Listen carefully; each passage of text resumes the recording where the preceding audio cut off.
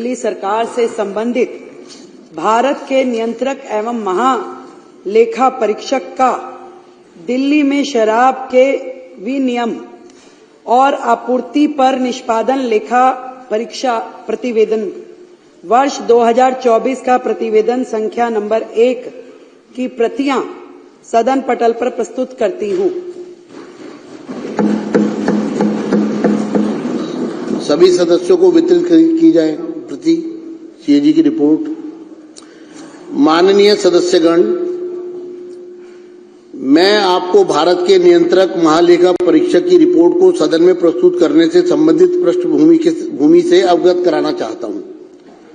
सदन में सदस्यों को सीएजी रिपोर्ट पर चर्चा करने में सहायता करने के लिए इसको उजागर करना जरूरी है, क्योंकि उक्त रिपोर्ट अब सदन के विचाराधीन है।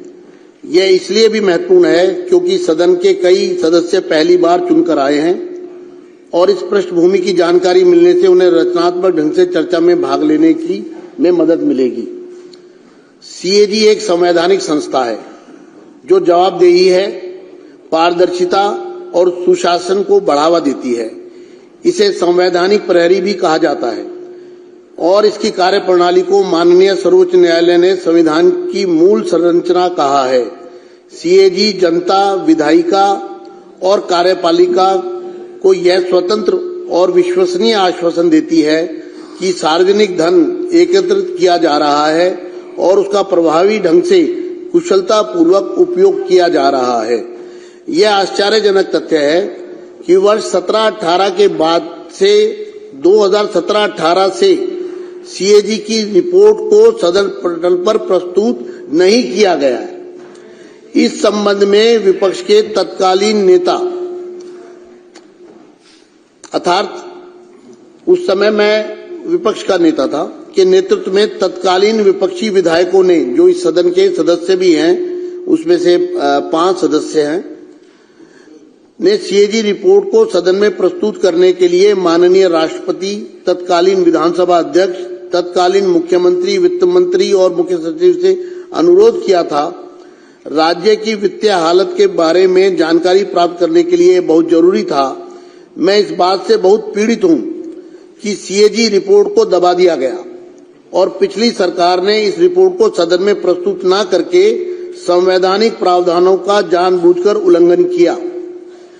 इस संबंध में मैं सदस्यों का ध्यान माननीय उच्च न्यायालय द्वारा रिट याचिका संख्या 1821/2024 में दिनांक 24 जनवरी 2025 को दिए गए अपने फैसले में की गई टिप्पणी की तरफ आकर्षित करना चाहता हूं।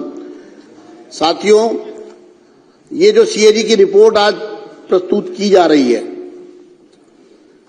वास्तविकता में एक भ्रांति फैलाई गई, जिसको मैं सदन के समक्ष स्पष्ट करना चाहता हूं कि रिपोर्ट स्पीकर को दे दी गई है,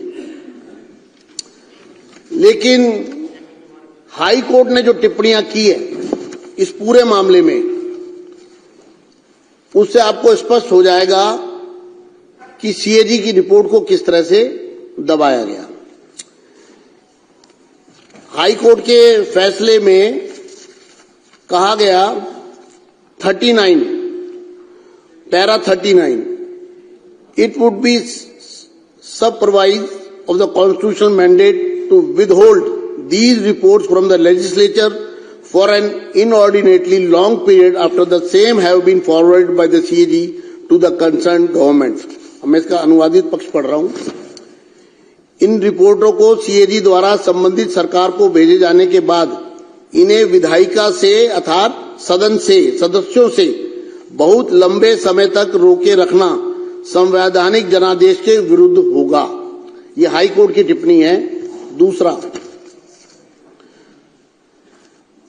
it is quite evident, 41 para high court के फैसले का, it is quite evident that most of these CAG reports were kept pending with the respondent number 1 Delhi government, respondent number 2 chief minister for an inordinately long period of time।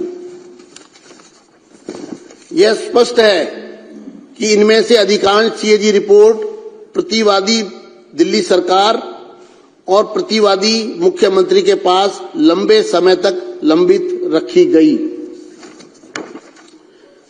Para 43, it is also evident that the concerned respondent, Government of NCT, was remiss in forwarding the concerned CAG reports to the LG as mandated under Article 151(2) of the Constitution of India. Even after this aspect was staunchly agitated by filing writ petition bearing number WP 15341/2024। Court ने कहा, यह भी स्पष्ट है कि संबंधित प्रतिवादी दिल्ली सरकार ने भारत के संविधान के अनुच्छेद 151(2) के तहत उपराज्यपाल को संबंधित सीएजी रिपोर्ट अग्रेषित करने में लापरवाही बरती, जब जानबूझकर उसको रोके रखा, जबकि इस पहलू को रिट याचिका दायर करके जोरदार तरीके से उठाया गया था।